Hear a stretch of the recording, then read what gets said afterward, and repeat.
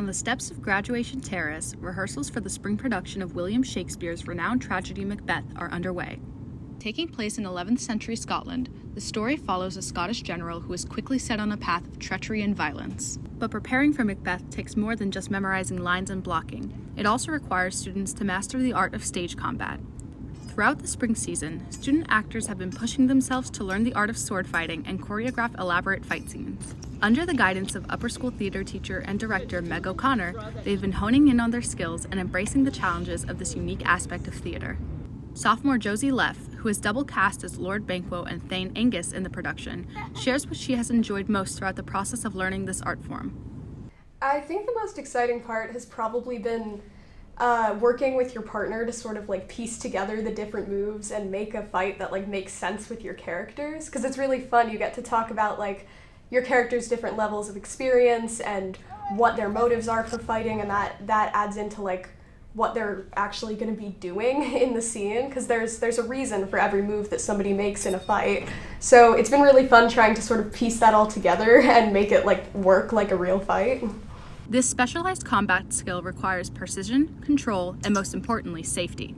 Cast members have been working hard to learn the sword fighting basics, such as footwork, hand positions, and timing to create their choreography. They've also been learning how to sell their fights to the audience to make them look authentic and exciting on stage. Sophomores Ali Tartar and Emerson Ryder, who play Lady Macduff and Servant respectively, walk us through the fight choreography they have created for the show and tell us how they incorporated all these aspects into their combat. There were a lot of different moves that we learned, and we were really excited to fit all of them in. But then it got really hard to remember. I think we did a lot of sword logic stuff. Yeah. We wanted to add moves, and then we're like, this doesn't really make sense.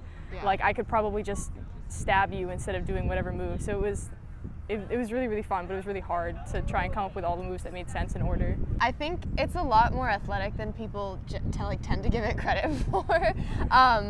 Yeah, when we spent a lot of time just kind of learning stuff at the beginning, just technique and attacks and defense and bent knees and athletic stances and things like that. So one, it looks cool, and two, it's kind of just easier to do. And yeah, it is kind of hard to keep it all straight, which is why we wrote our moves down and stuff like that so we could remember that. Sorry for, stabbing you to death. Yeah, it's okay. I forgive you. I think that it's going to be such a cool experience to come see sword fighting, because I remember on one of the first days that we were learning our fighting, when two people who had already learned some basics did it in front of us with the steel swords and going quickly, and I was just mesmerized. And so I think the audience seeing a whole battlefield and all of the costumes and the blood and the screaming and stuff, I think it's going to be very immersive and cool. Carol K. Ross, TBN, The Master's School.